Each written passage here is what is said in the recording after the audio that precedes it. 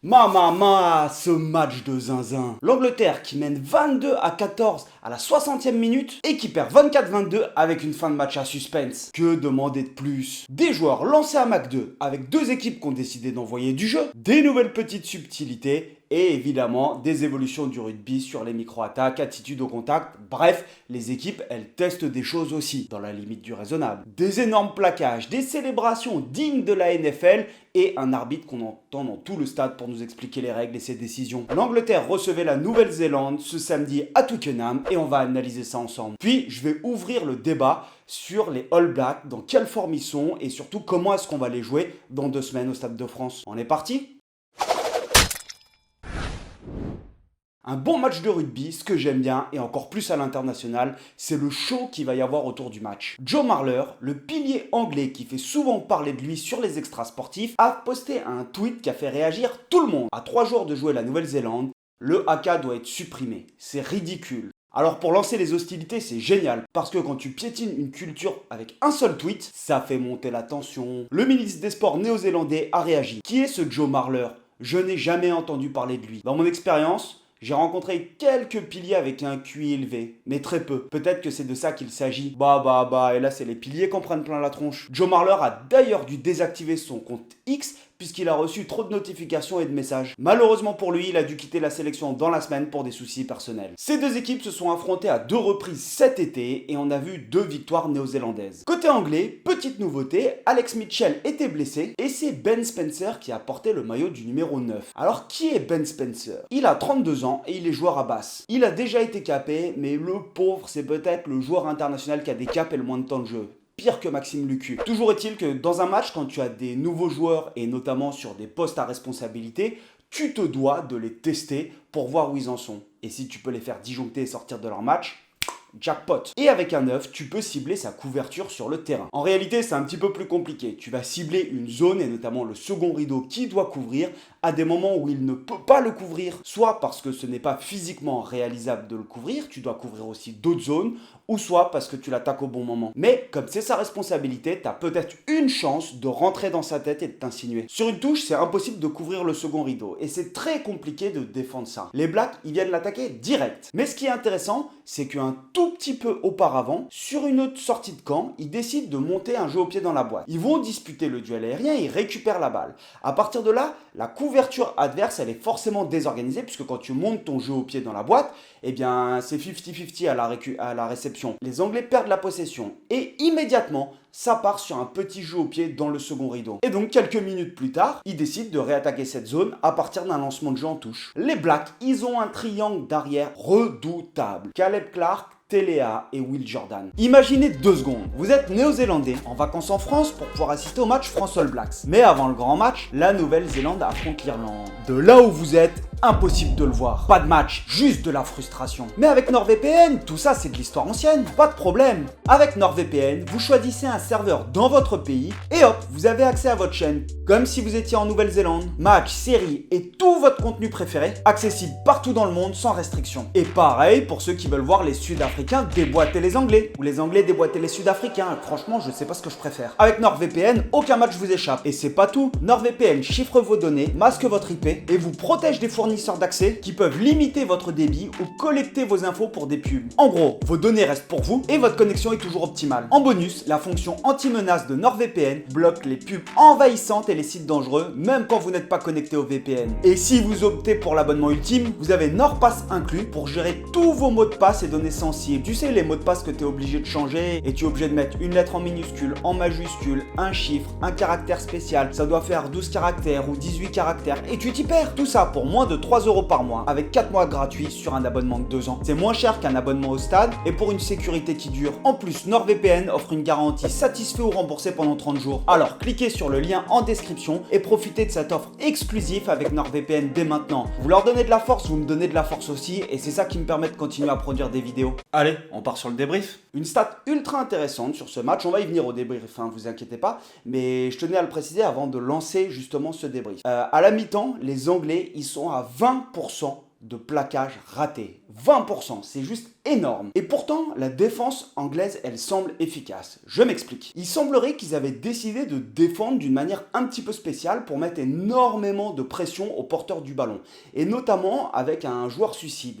Un joueur qui montait systématiquement en pointe pour forcer le porteur de balle à soit revenir à l'intérieur ou soit prendre une décision très rapide, et moins tu as de temps pour prendre une décision et plus tu as de chances de prendre une mauvaise décision. Toutes les équipes, elles ont des défenses qu'on appelle en ferme en bord de touche, donc quand tu es en bord de touche pour enfermer la relance de jeu adverse, des défenses en blitz, en coupe, en inversé. L'avantage quand tu fais ça et que le défenseur arrive à attraper le porteur du ballon, c'est que tu gagnes du terrain. Mais le problème, c'est que quand tu montes tout seul, tu ouvres des espaces à travers ta défense. Et je pense que les Blacks ont été extrêmement surpris du coup de cette façon de défendre en première mi-temps auquel ils étaient pas spécialement habitués et surtout ils n'étaient pas prêts à attaquer là-dessus. Mais c'est ce qui est impressionnant et c'est ce que j'admire justement avec le rugby professionnel et les très bonnes équipes comme les Blacks, c'est qu'ils ont toujours cette faculté de s'adapter. Dès le retour de la mi-temps, ils optent pour un changement de circulation des joueurs pour justement attaquer ces micro-zones de fracture que tu vas ouvrir avec un joueur qui casse la ligne pour monter tout seul. Les axes de course des partenaires du porteur de ballon viennent justement s'engouffrer dans cet espace qui est laissé libre par le mec qui est sorti en pointe. Et là où j'ai l'impression qu'ils essayent d'évoluer, les All Blacks, parce que évidemment le jeu du rugby ne cesse d'évoluer, on cherche en permanence à avoir ce petit truc pour gagner du temps ou de l'espace, c'est sur la circulation des joueurs et les attitudes au contact. Et notamment les attitudes au contact sur les lancements de jeu. Sur des combinaisons en mêlée, tu as toujours beaucoup d'options pour le porteur de balle où tu vas faire jouer à hauteur, dans le dos, etc. Mais là, j'ai l'impression que quel que soit le choix que les All Blacks prennent, s'ils décident de faire jouer à hauteur, ça modifie instantanément la circulation des autres joueurs autour du porteur du ballon et que tu essayes de ressortir d'une manière préférentielle. Je ferai attention sur les matchs de cercle tournés pour voir si c'est uniquement une analyse que je fais et qui se vérifie pas, ou si c'est vraiment l'évolution qu'ils essayent de mettre en place, et même peut-être que la plupart des équipes internationales tentent de mettre en place. J'ai beaucoup travaillé d'ailleurs sur les systèmes de jeu. Si tu es entraîneur, j'ai une formation sur le 1-3-3-1 qui dure 7 heures et qui est vraiment top. Il y a 2 clubs qui ont été champions de France quand même en Fédéral 3 et Fédéral 2 et qui m'ont dit un petit merci, ça fait plaisir. Alors c'est pas moi qui ai été champion, moi j'ai juste participé, ils m'ont dit, j'ai participé à leur aventure de loin. Tout ça pour te dire que ça fait 2 ans que j'ai commencé à travailler justement sur les attitudes au contact et les micro-attaques, savoir jusqu'où on était capable de pousser la chose. Parce que des joueurs qui ont le même physique, la même taille, le même poids, les mêmes capacités athlétiques, les mêmes capacités techniques, qui utilisent les mêmes systèmes de jeu, eh bien tu fais pour désorganiser ces systèmes défensifs et gagner soit du temps, soit de l'espace. Et ben pour moi, c'est les micro-attaques et les attitudes au contact. Je m'explique. Quand tu prends cet essai de Télé 1, il y a un 2 contre 2. Si Titi, il s'engage avec un cadrage débordement. Lorsque le second anglais tente de venir au ballon,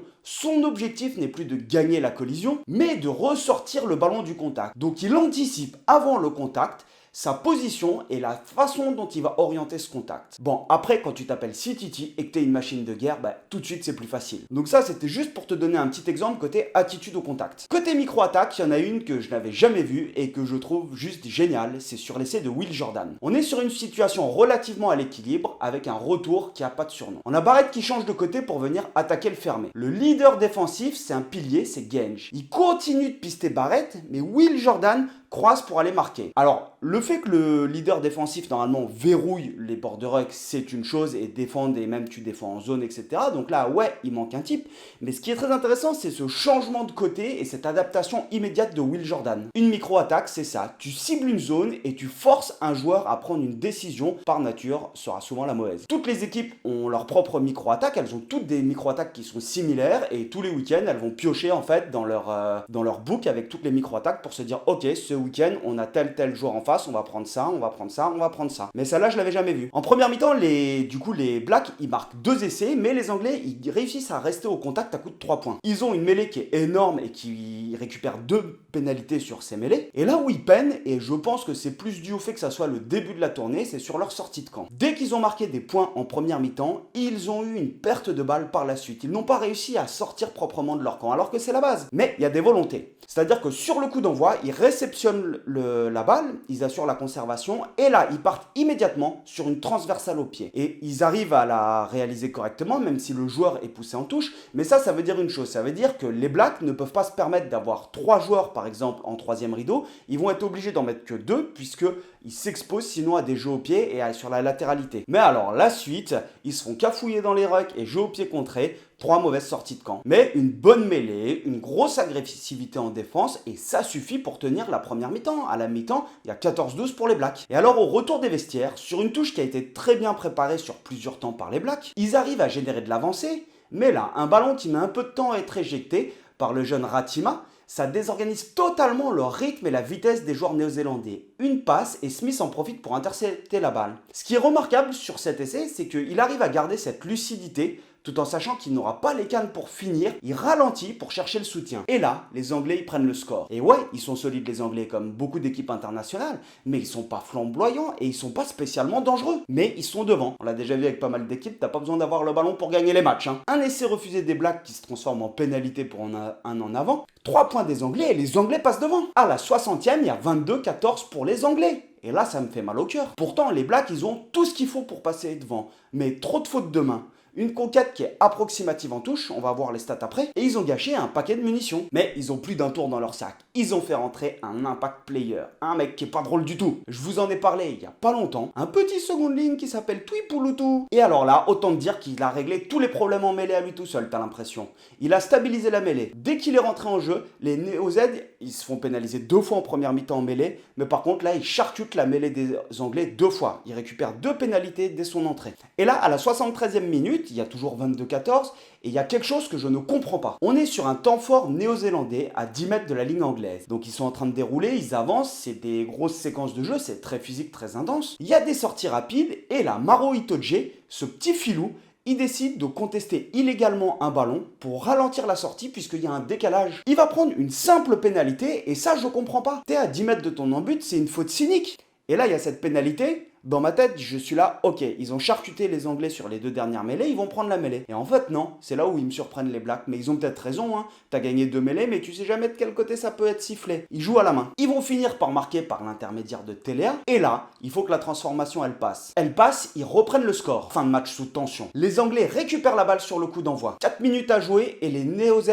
les Blacks, ils mènent 24-22. Attention, franchement, que demander de mieux. Mais carton jaune bunker contre les Blacks, et pénalité à 40 mètres pour les Bifs. George Ford, ce virevoltant ouvreur anglais, qui, on le sait, est un maître de l'animation balle en main, qui est capable d'avoir des grains de folie. Non, je déconne. Il trouve le poteau en avant des Néo-Z à la réception, mêlé à 10 mètres de l'embut de Black. Waouh, l'horreur. Il reste 1 minute 30 à jouer et les Blacks, ils ont une mêlée. Et ils arrivent à ne pas subir. Ils arrivent à t'inverser la pression, à mettre une énorme pression sur le pack anglais. T'as Tuipulutu qui fait le taf, quoi. Et à coup de plaquage, il faut reculer les Anglais. Et alors là, c'est toujours pareil dans ce genre de situation. C'est soit tu vas tenter des pick and go et du jeu au proche en essayant de ne pas t'exposer pour pouvoir avoir une pénalité et avoir les 3 points de la gagne, soit tu vas tenter un drop. Et les Anglais, mais là, ils ont perdu toute lucidité. C'est-à-dire que sur un ballon qui est lent, ok, il y a George Ford qui est dans l'axe, tout le monde sait qu'il va tenter le drop. Mais t'as le 9, il lui fait une passe dégueulasse, flottante, et George Ford rate son drop sur la dernière action. Bah ça fait zizir quand même, ils ont perdu. Alors les Blacks ne sont pas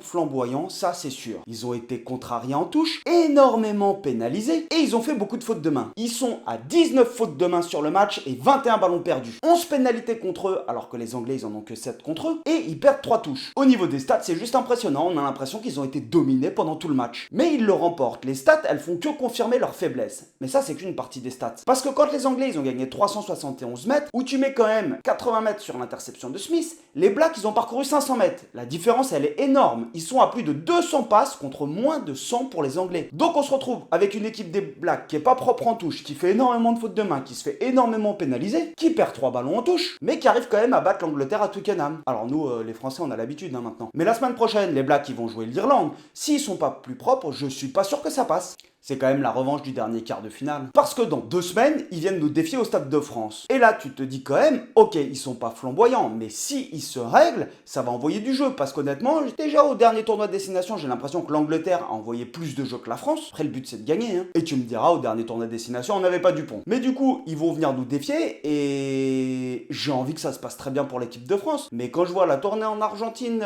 ce qu'on a fait, alors oui, il manquait les cadres, mais le dernier tournoi de destination, je me dis, ouais, bah en fait, les Blacks, ils ont beau ne pas être au top, c'est quand même les vice-champions du monde, Ils ont perdu 3 matchs, certes, mais par contre, ils vont arriver avec des sacrées intentions. N'oublie pas de profiter de l'offre de NordVPN avec mon lien et mon code promo qui sont en dessous. Ça va te permettre de pouvoir suivre tous les matchs si tu as envie de les suivre. Et puis dis-moi dans les commentaires ce que tu as pensé de cette équipe de Nouvelle-Zélande, si tu l'as vu jouer et si tu penses que nous, on va être au niveau pour les jouer. Parce que moi, c'est une question, ça commence à me travailler. Je me dis, on s'est habitué les 2 dernières fois à battre la Nouvelle-Zélande. Mais maman, on en a perdu quand même un paquet des matchs, on a pris des sacrés branlés. Ça ferait un peu tâche quand même si on le perd celui-là. Bon allez, on se revoit bientôt. Topette!